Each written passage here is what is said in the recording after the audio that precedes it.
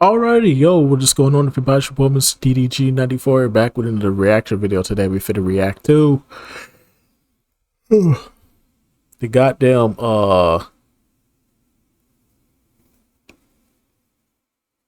the goddamn WWE best heels. WWE's best heels of each year starting from 2000. So yeah. We're going to get right into this. We're going to get right into it. It's like that, y'all. It's like that, y'all. It's like that, It's like that, y'all. We finna get right into it. Like I said, OBS and YouTube ain't working properly, so I got to do these off the video player. So forgive me. Forgive me. You know what I'm saying? But we got to do it like this. So yeah, without further ado, man, let's get right into it, shall we? Let's get right into it. Every great babyface needs a great heel to work with. After all, what is Batman without the Joker or Sherlock Holmes without Dr. Moriarty?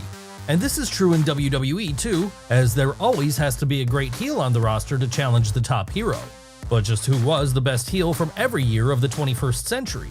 Well, that's exactly what we're going to be looking at right now, starting with the best of 2000, Triple H. I have no problem with that. Back at the start of the new millennium, there was no stronger. No, I don't have a problem with that at all. I think Triple H was 2000, yeah, for sure. Triple H was definitely, yeah, for sure, yeah, most definitely. Triple H, most definitely. Heel in the WWF than the Game. And the reason for that was because this was when he began his role as an authority figure. At that point, though, he wasn't portrayed as the more benevolent figure he's seen as today. Rather, he was played in a way which showed him to be a megalomaniacal villain who was desperate to keep the world title around his waist at all costs. Facts. Obviously, then, this meant abusing his power at every opportunity, and that made him a great final boss to be taken down this year. But what about 2001? Well, that year, the title of greatest heel in WWF would move over to another person, none other than Stone Cold Steve Austin. For sure. Now, we know this wasn't a heel turn which was well received in the moment. It wasn't the best, but it wasn't bad. It wasn't. From a fan's perspective, nobody was asking for this. You didn't have to switch up the character at all. But that's not to say that he gave it his best shot. From the invasion angle to him just, yeah. I'm about to say Triple H. Stone Cold was definitely the most maniacal heel. He even though the fans didn't want it, he made it work somehow. He did the best he could with it. And it's one which has largely been credited with ending the boom period of the turn of the millennium period. But there was a lot of great things about it too, as if you go back and watch it now, seeing the Rattlesnake as that paranoid madman he was back then is very entertaining to watch. Seriously, how could you not be entertained seeing him do things like try to serenade Vince McMahon with his acoustic guitar or get into schoolyard scuffles with Kurt Angle? All of this is to say then, even if history hasn't looked back on it as fondly, Stone Cold was the best heel inside a WWF ring back in 2001. So with that said, let's move over to 2002 next, where our best heel of this year has to be Kurt Angle. That's right, after narrowly missing out on the spot in 2001, 2002 saw the Olympic gold medalist rise to the top of the pile in terms of heels, as this was the year that, following the first brand split, he became a key part of the SmackDown 6, probably the primary villain of that sextet. And this put him in a great position because with a wealth of top babyfaces to work with, he was able to make a stamp in the company in a way he hadn't been able to do even during his rookie year. Low key, you could say Paul Heyman gets a nod for this year as well. Low key, you could say Paul Heyman gets a nod for this as well. I think Paul Heyman definitely deserves an honorable mention for 2002. But by far, if we talking like wrestler wise, yes, it has to be Kurt. But like Paul Heyman, just he was definitely up there as a heel too. Yes, this was the year Kurt lost his hair during a match with Edge and had mad classics with the likes of Eddie Guerrero, all while keeping up his heel persona. But what of 2003? Well, that year, the most best definitely, heel title absolutely, moved away from Angle and over to The Rock instead. Most definitely, dog. Come on, man. Oh, it's gonna feel so good to do this for the one time, man.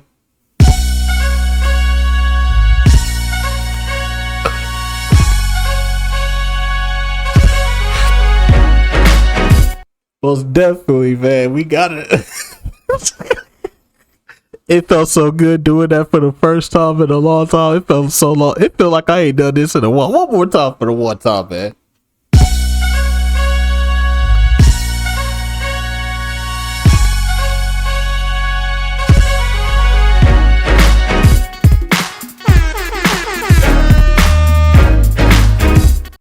Most definitely, man. Most definitely. Most definitely. But anyways, though, without further ado, let's get back in.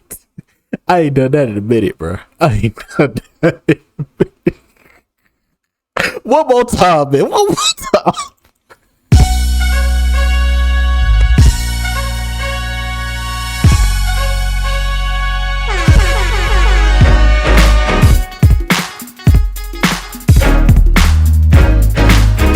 Oh, it feels so good to do that one time. This was most definitely deserved. This definitely had to bust out the jaw rule for this one. Gotta bust out the jaw rule for this one, bro. For real. Oh, it feels so good. It feels so good playing that song one more time, man. It's been a minute, man. It's been a minute. I'm back now. I'm back. But nah, most definitely, man. 2003 Rock. The best, man. Come on, dog.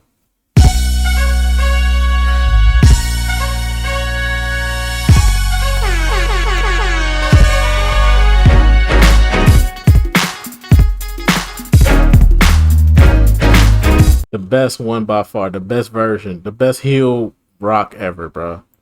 Come on now, how could we go with anyone else here? After all, 2003 was the year of Hollywood Rock, arguably the greatest incarnation of Dwayne Johnson.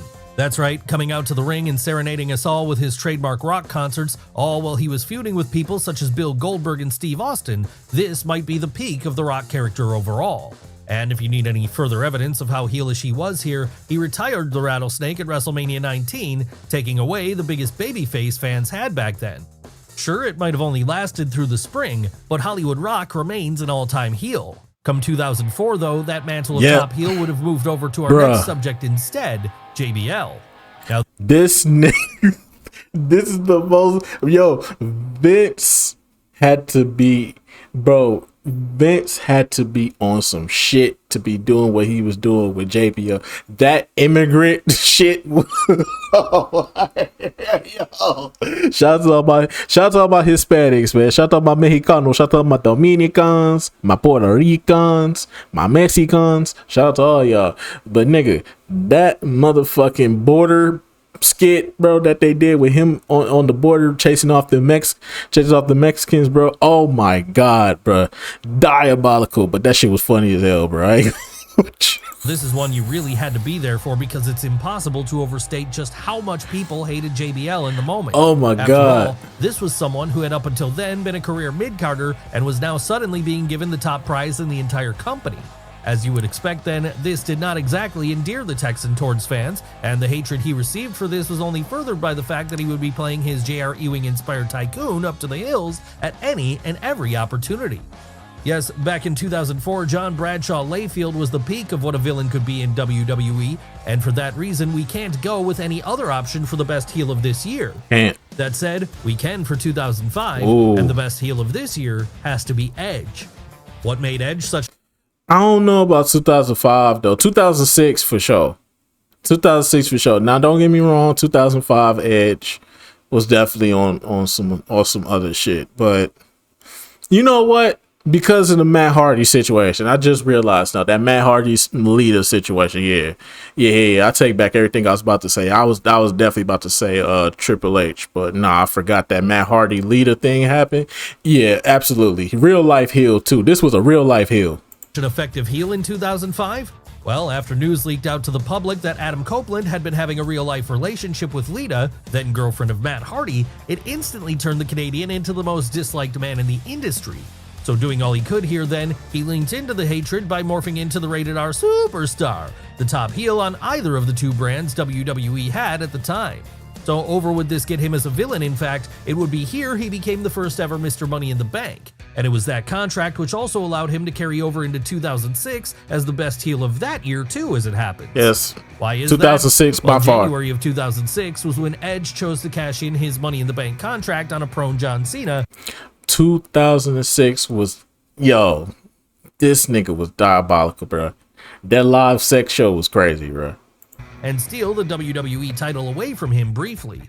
Needless to say then, this only got him even more over as a villain, and in one fell swoop, truly rocketed him up to the main event scene. Sure, there were other great bad guys in WWE at that point too, but back in 2006, none of them were on the level of the Rated R superstar. But what about 2007? Well, that year, we got a different kind of heel, as this was the year of Vince McMahon himself. Do-rag Vince. Yes, that's right, 2007 was the year Vince McMahon headed into WrestleMania 23 as arguably the top heel on the show, as this was when he was standing in the corner of Umaga during the Battle of the Billionaires.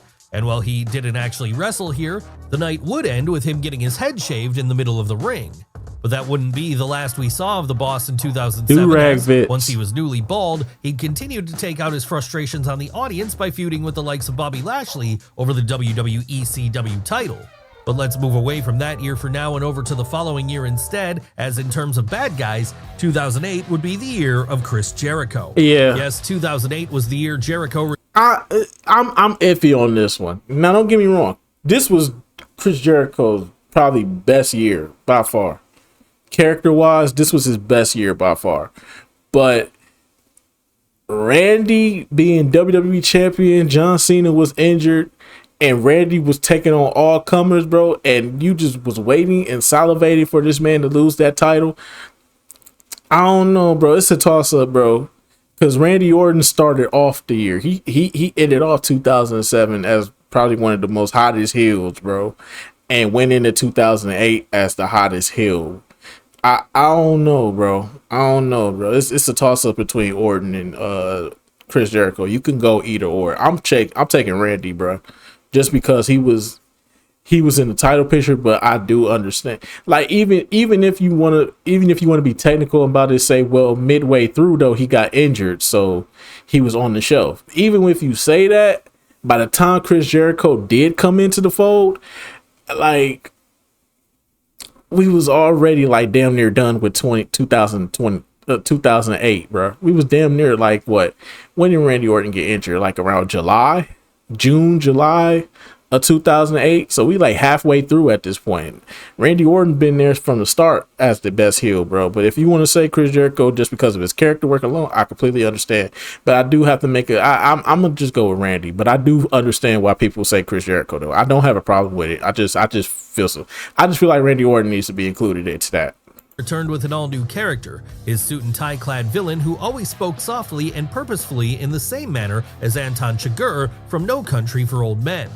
Yes, this was a true high watermark for him as a heel, and it's one which gave us that absolutely great feud between he and Shawn Michaels throughout the summer and autumn. In fact, this one could have very easily continued to be the best villain for years to come under slightly different circumstances. But alas, by the time 2009 came around, things had changed slightly, and there was an even better heel walking through the halls of WWE. The greatest, diabolical, vicious, violent, evil motherfucker to ever be a fucking heel in that fucking ring. The best one in my personal opinion.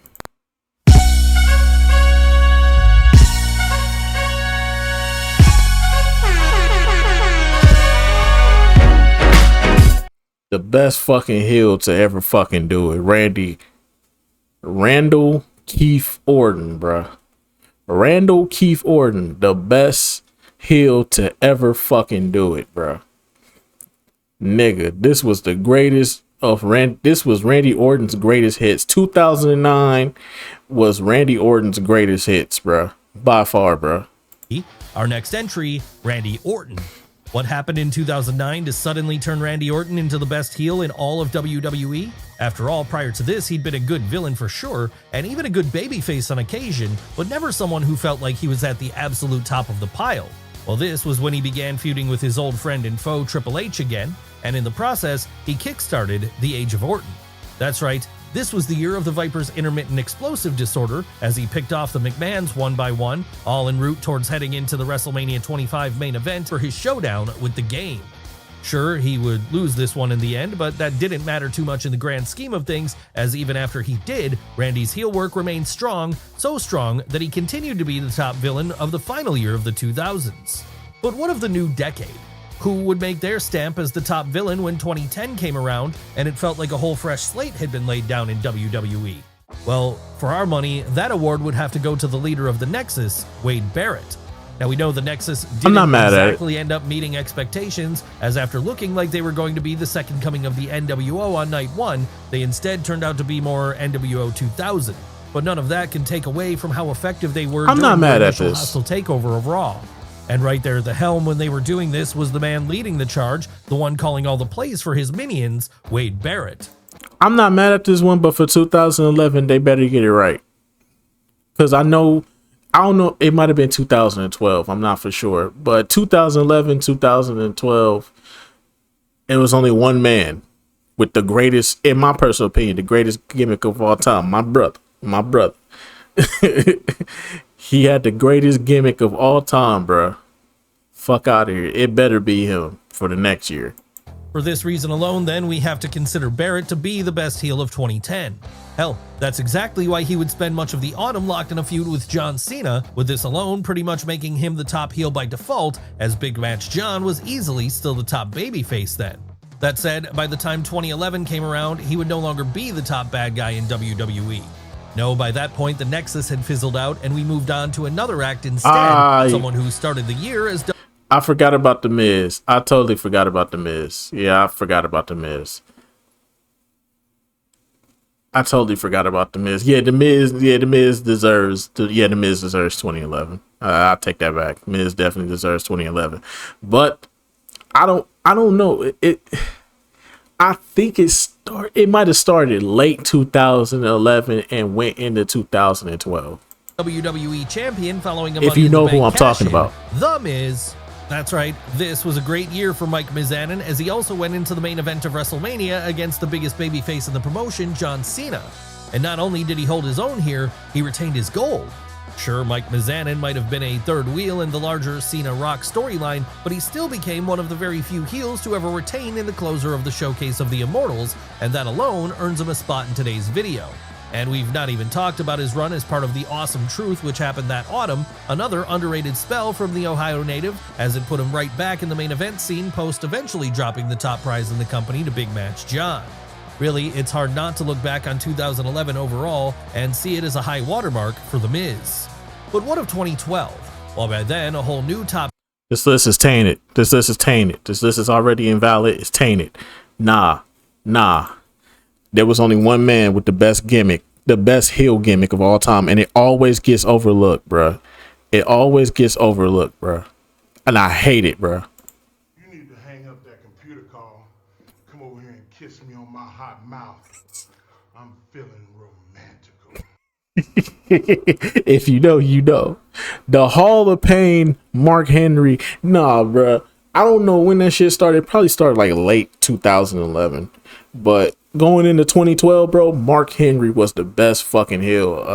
In my personal opinion, best character, best heel work.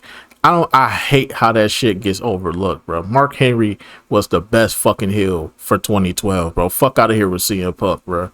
That shit was boring. Actually, when CM Punk was the face, when they made him the face of the company, he was a heel.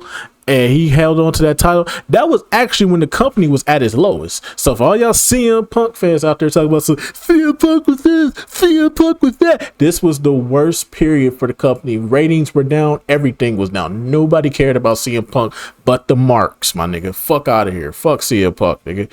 I stand on that. I die on that fucking hill, bro. I don't like CM Punk. But this is the most boring. This is actually, I ain't gonna lie. There was a period of time where I walked away from wrestling.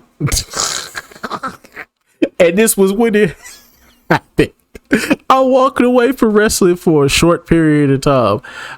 And it was because I'm looking at this. I'm like, why is CM Punk still the champion, bro? This shit boring. Like, come on, bro. It's the same old shit. I was tired of CM Punk at this point, bro.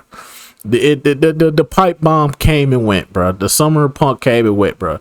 Y'all overhyped the fuck out this man. This man did not have no. Y'all overhyped this man. I'm sorry. I'm not sorry. I'm not sorry. No, fuck that. I'm not sorry. This man was boring. I'm sorry. This is your king. This is your GOAT. Get this sorry ass nigga out of here! You suck! Mark Henry was 10 times better than this. The Hall of Pain with Mark Henry was 10 times better than this. Fuck out of here. Don't quote me. Don't at me, bro. Don't even at me, bro. Don't even comment, bro. Mark Henry Hall of Pain was 10 times better than CM Punk as a fucking heel any day of the week, bro. Heel act would have risen to the forefront. One who started off as a beloved babyface, but then earned the ire of fans with his actions. Who are we talking about here? Why, CM Punk, of course. Now, 2011 really was the big year for CM Punk, as that was when his pipe bomb promo turned him into the most talked about man in the wrestling industry for a while there. But throughout that period, he was very much positioned as the babyface trying to overcome the Authority. Come 2012, however, with his WWE title run still going, he decided to freshen things up by turning heel right in the middle of it. That's right, going from hero to villain in one fell swoop, Punk gave himself a whole new list of challengers to work with here. And no matter who came up against him, he always managed to walk out of the match with the gold still around his waist. So really, there's no way we couldn't consider him the best heel of 2012, as he was literally the heel world champion for the entirety of the calendar year. But what of 2013? Well, when it comes to that year, we have one choice for top bad guy in WWE.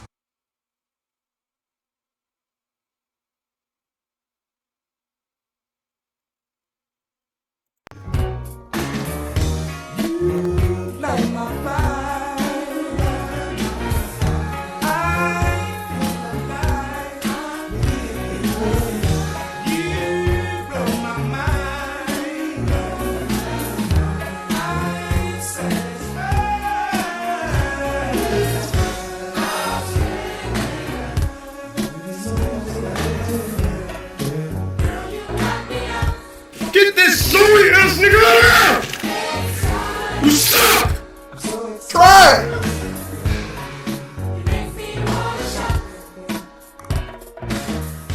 One, two, three!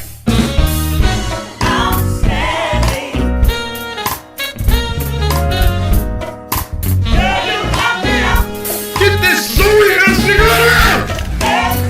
You suck!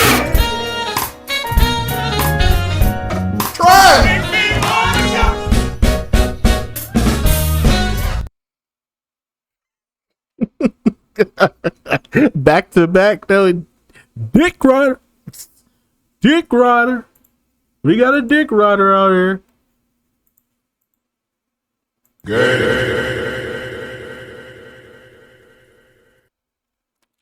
Oh man. You niggas, you dick riding ass niggas. And it's CM Punk again. Yes, we're doubling up here because while he did spend the majority of the year as a babyface post-return from hiatus in late spring, Phil Brooks started out 2013 still very much a heel and still very much WWE champion. And with this title run by then reaching 434 days in length, it was starting to be etched into history as the longest of the modern day in WWE at the time. Who would Punk defend against as the year began? Well, this would be The Rock, and that would take the Second City Saint to a whole new level of status again. Sure, The Rock may have beaten Phil for the title, but this didn't stop him from spending a couple of months continuing to feud with the Great One anyway after the fact.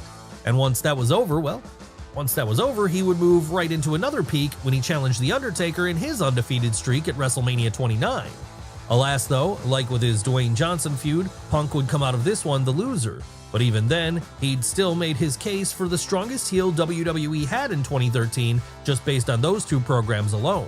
So with that said, let's move over to 2014, a year in which the Second City Saint would not be able to three-peat on account of him walking out on the company in January. No, when it comes to the best heel of 2014, this one has to go to the game himself. The Authority. Though I will make a strong case for the Shield. I would like to make a strong case for the Shield. Shit, I think the Shield was the best heels of 20. Nah, fuck that. 2013, go to the Shield, bro. The Shield was the best fucking thing smoking on the roster, bro. They came in smoking hot, bro. Fuck out of here. No, I'm giving it to the Shield. I just thought about that. The Shield was the best heels of 2013 by far. By 2014, obviously they turned babyface, but then they broke up. So I give it to the Authority, because the Authority was like a, how long did the Authority last? Like 2016?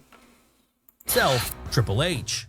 That's right. 14 years after he was the best heel WWE had in 2000, Paul Levesque was at it again. And what makes things even more impressive for this go-around is that he wasn't even a full-time wrestler by then. No, come the mid-2010s, the game was very much a full-time Authority figure.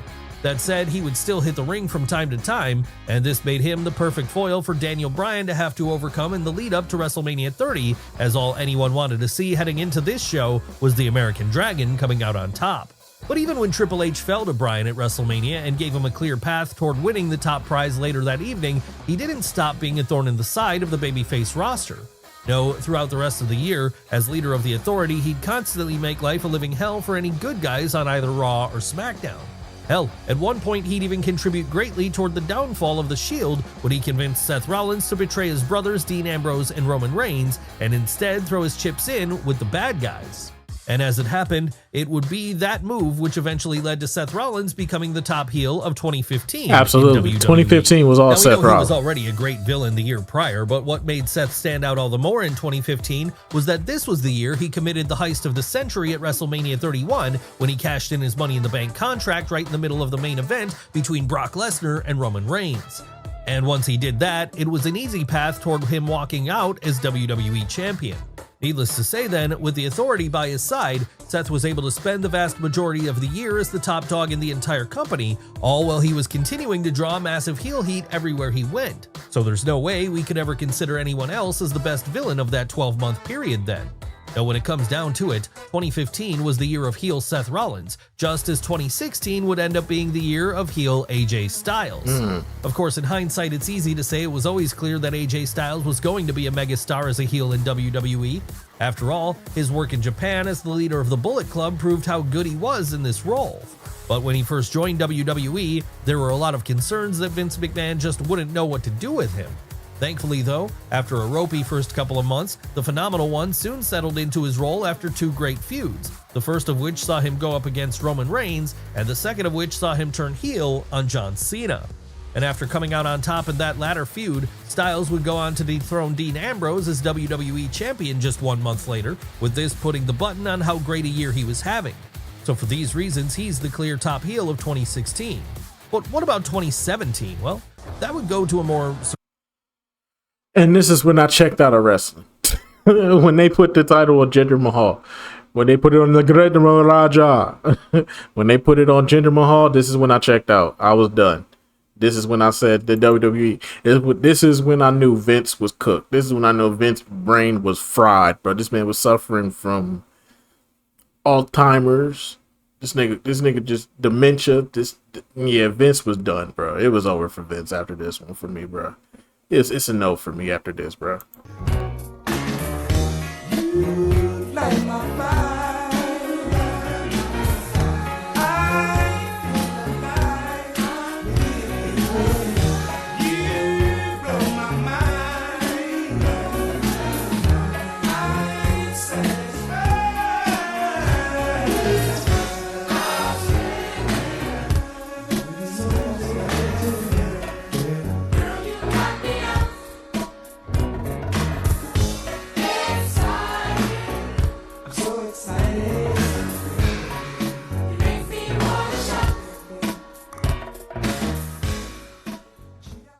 When Jinder Mahal took over, that was it for me in wrestling. I didn't come back to wrestling until the pandemic, bro. Surprising person in our next entry, Jinder Mahal. Yes, this was something no one would have seen coming as the year was getting started, with the main reason for this being that, for a decade or so prior, Jinder Mahal had been treated like a complete job. However, after randomly winning a #1 contendership match on an episode of SmackDown, Mahal found himself challenging Randy Orton for the WWE title. And not just challenging him, but that's right, it was one of the biggest Get this sorry ass nigga out of here! And one which instantly rocketed his figure up to the top of the card as the primary heel in the entire promotion, if only for a little while. Sure, by the time the autumn was over, the Canadian would be right back to square one. But for 2017 at least, he could call himself WWE's #1 bad guy. And that's something which will never be able to be taken away from him. But who would take that mantle in 2018? Well, that would go to an NXT superstar, someone who was riding high there by then, someone by the name of Tommaso Ciampa. Yeah, so like I said, at this point I checked out, so I couldn't tell you 2018, 2019, I couldn't tell you shit about WWE. Only thing I could tell you about 2019, Kofi Mania. That's the only thing I could tell you is Kofi Mania, and that's it. I can't tell you nothing else about 2019 because, bruh, I checked out. I was not interested in wrestling at this point in time. Now, if you were watching NXT during the glory days of the Black and Gold era, then you'll remember this one all too well, as it was probably to this day the greatest feud that brand ever put on, the long-term war between Johnny Gargano and Tommaso Ciampa. And by playing the heel in this equation, Ciampa was able to raise his stock massively. So much would he do this, in fact, in 2018 he was quite possibly the best heel in the entire wrestling industry, someone who was operating at a level no one else was. Seriously, the heat he would get every time he came out through the curtain at Full Sail University was outrageous. And this only got worse once he was able to beat Aleister Black for the NXT title in the summer. Yes, people remember this to be the high watermark of the developmental brand for a reason. And while part of that reason has to go down to the work of Johnny Wrestling, an equal part has to go down to the excellent heel character the Blackheart gave us. Come 2019, though, it would be back up to the main roster for the best heel of the year, as 2019 would be the year of Daniel Bryan.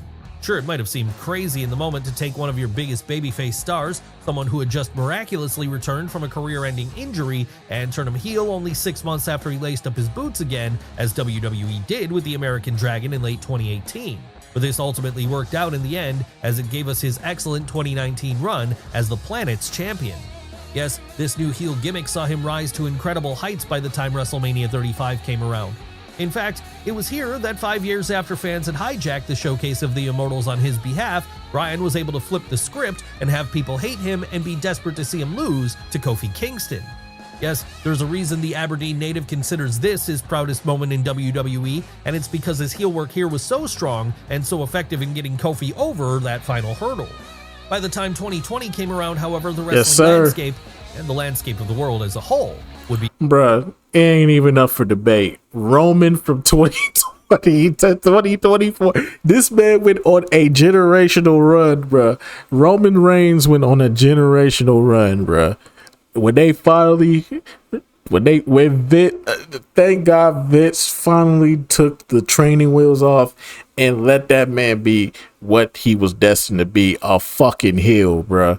The head of the table, the tribal chief, the one and only Roman fucking Reigns, bruh. This is when, this is a generational run. 4 years, bruh. Four fucking years, bruh. This man went on a 4-year run. Goated, bruh.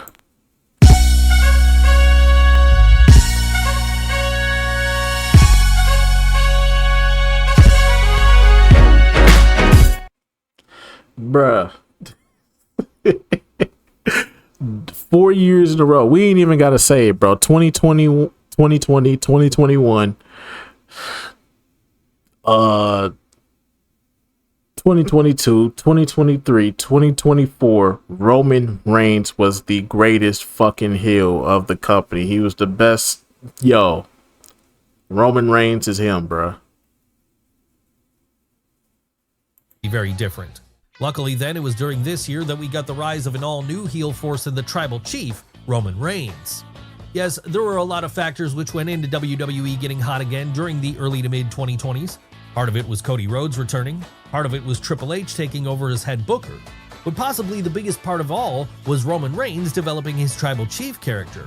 And it was in 2020 that he did this, as after taking a sabbatical from the ring and allegedly refusing to return again unless he be allowed to tap into his dark side, he came back at SummerSlam with Paul Heyman by his side, ready to form a bloodline around him.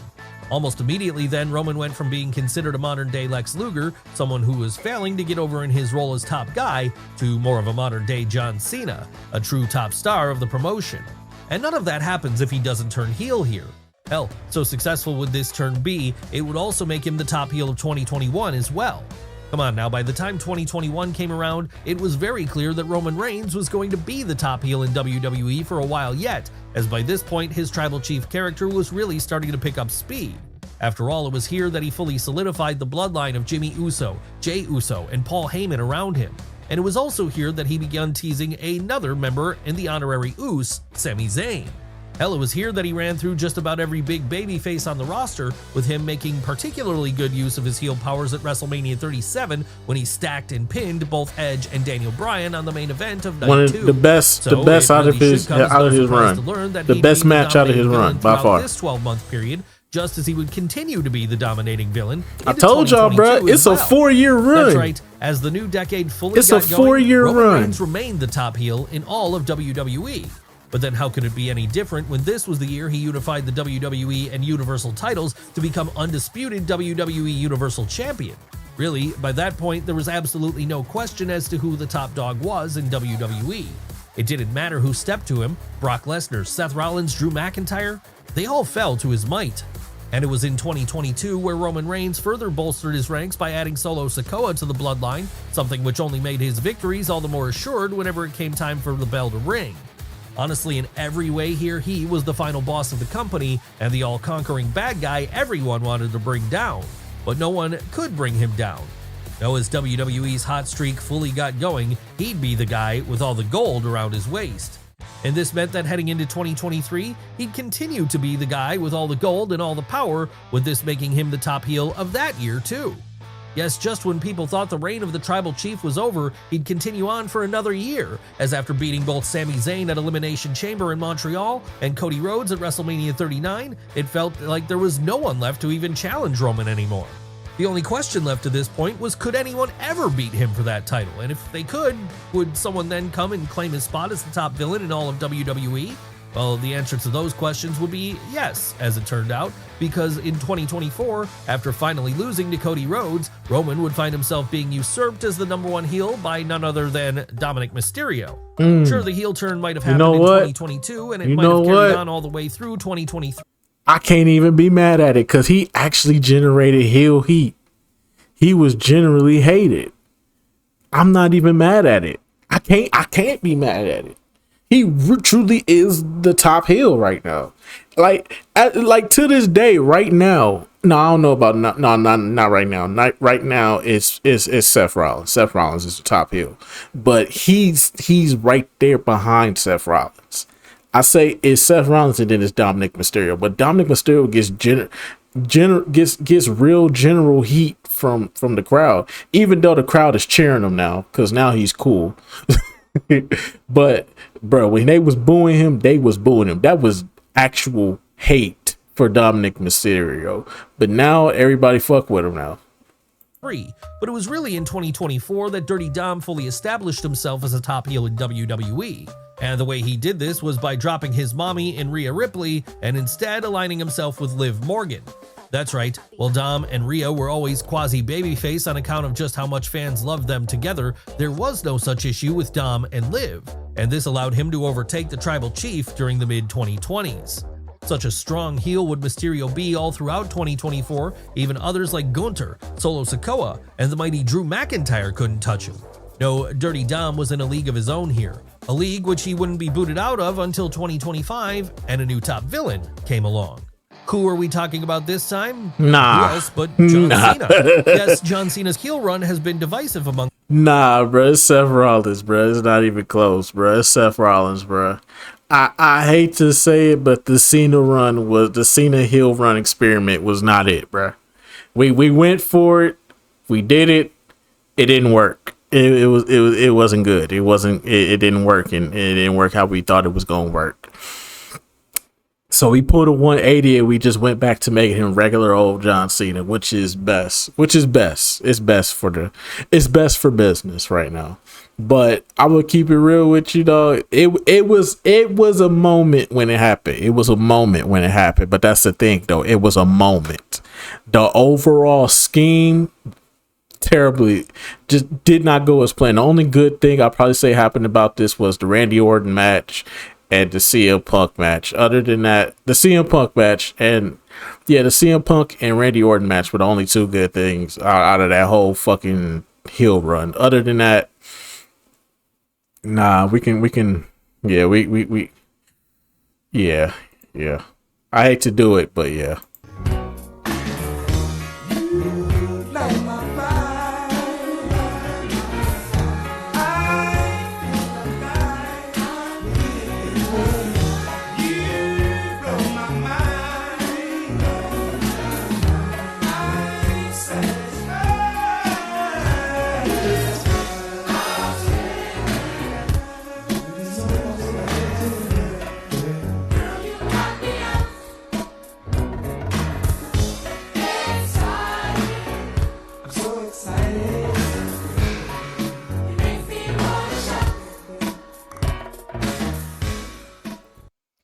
Nah, that ain't it, bruh. Not at all. Amongst many fans, with some considering it to be a bit of a disappointment, but there are others who have enjoyed it. After all, it is the mythical John Cena heel turn people have been talking about for decades now, and one they never got for so long. But it's undeniable that the initial turn, which happened at Elimination Chamber earlier this year, was an all-timer. And seeing him get to run the gauntlet of old foes like Randy Orton and CM Punk throughout his retirement year, all while playing the role of the bad guy instead of the top babyface, which he normally does, it's been a special sight to witness. Sure, we do expect him to turn face again before he hangs up his boots, but even if that happens, he'll remain worthy of a spot in today's video, just as everyone else we've looked at today. 5, 6. Wait. Making my way downtown. Whoa. Walking fast, faces. But anyways, let's just go back. Every great babyface needs a great heel to work with. After all, what is Batman? I gotta do this on video player because YouTube and OBS is not working together right now. So this is the smoothest I can make it, y'all. So y'all gotta forgive me with all these big videos being how they are. But anyways, though, that's just gonna about do it for this one, man. I will see you all in the next video. Yeah, man, I have no problem with this other than CM Punk. I feel like CM Punk was overrated. I don't care what anybody says. CM Punk was overrated. Other than that, though, I really don't have a problem with this. Like I said, 2018, 2019, I can't even tell you what happened. I wasn't even watching wrestling around that time. But anyways, though, that's just going to about do it for this one. I will see you on the next video. Till then, deuces.